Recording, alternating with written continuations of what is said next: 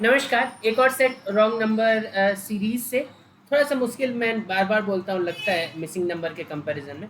अभी तो आपको पांचों क्वेश्चन एक साथ दिख रहा होगा। एग्जाम में ऐसा नहीं होता। एग्जाम में आपको एक एक करके उस क्वेश्चन पे जाना पड़ता है, जो अपने आप में एक टाइम कंज्यूमिंग स्टेप है। ठीक है, अभी तो आपको दिख रहा होगा कि आप तीसरा क्वेश्चन पहले अटेम्प्ट करने जाए, क्योंकि वो स्ट्रेट फॉरवर्ड दिख रहा है। तो मैं भी वही करता हूँ, तीसरा क्वेश्चन पहले अटेम्प्ट करने की कोशिश। तो यहाँ देख पा रहे, लिखने की आवश्यकता भी नहीं है ना। 25 दो बार में 50, तीन बार में 150, चार बार में 600 and into 5 is 300। That mean जो भी गड़बड़ है वो 12 के साथ है। देखो, इस रॉन्ग नंबर में एक और चीज है टाइम बचाने का, कि आप गड़बड़ को सही करने की कोशिश नहीं करो। अगर वो गड़बड़ दिख गया ना, बस वहीं पे उसको मार्क कर दो। क्योंकि देखो ना, यहाँ पे अगर इंटू टू फिर इंटू टू हो गया दो बार ना, तो पहले बार में इंटू वन होना चाहिए। That means the wrong term here is 12। तो 12 जो कि थर्ड क्वेश्चन में देखें तो पहला ऑप्शन है। ठीक है, अब वापस पहले क्वेश्चन पे आ जाते हैं।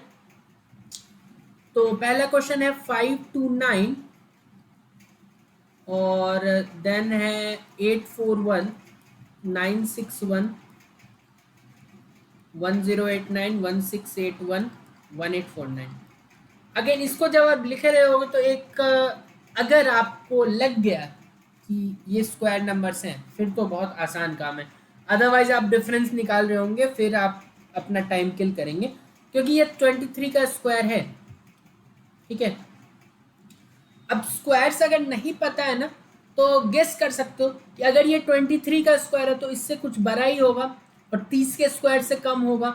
तो क्या ये 29 का स्क्वायर है? चेक कैसे करते हैं? देखो, 29 का स्क्वायर मुझे शक हुआ है ना, तो 29 25 से कितना दूर है? 4।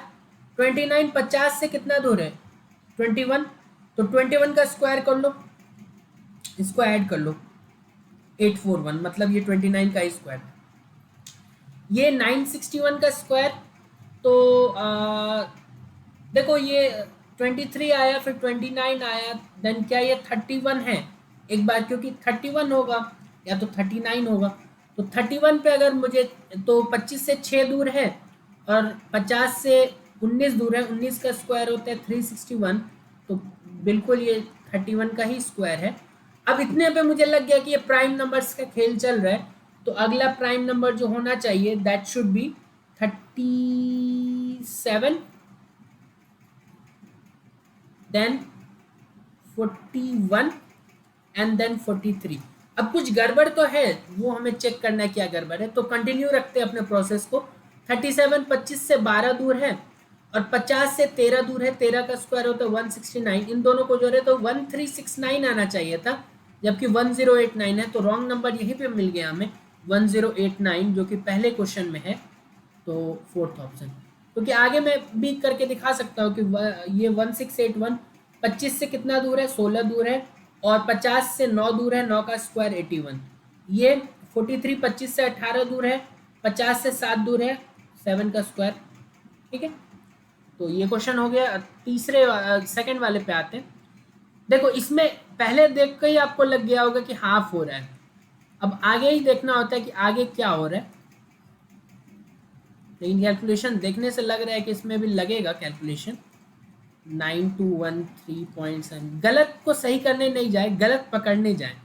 0.5, अब या तो पॉइंट मल्टीप्लाइड बाय 1 हो सकता था नेक्स्ट, या तो मल्टीप्लाइड बाय 1.5। 1.5 ट्राई करें, 3/2 होता है ना 1.5। तो ये करे तो 7 जा 168 जा 210 और 24, 234, बिल्कुल 1.5 से मल्टीप्लाई हो रहा है। ठीक है, तो क्या ये 2.5 से मल्टीप्लाई हो रहा है, मतलब 5/2 से 234 को अगर 5/2 से मल्टीप्लाई करने जाएं, तो ये जाएगा 2 1 2 और 17। तो 585, बिल्कुल सही है। तो ये 3.5 रहा होगा, विच इज 7/2। 585 इंटू 7/2, तो ये हो जाएगा 584 का, देख लो ना। तो 2 2 जा 4, 1 8 2 9 जा 18, और अगर यहाँ पे 4 होता तो 2 7 जा, तो 0.5 लगा दो। ठीक है, और इंटू 7 है, ये अपने आप में एक बड़ा कैलकुलेशन है। तो यहाँ पे देखें इंटू 7, तो ये तो 1400 हो गया। 630 मतलब 2030 और 49, 2030 और 49, 2079 और 0.5 इंटू 7 3.5 एक्स्ट्रा आएगा, तो ये आपको दे देगा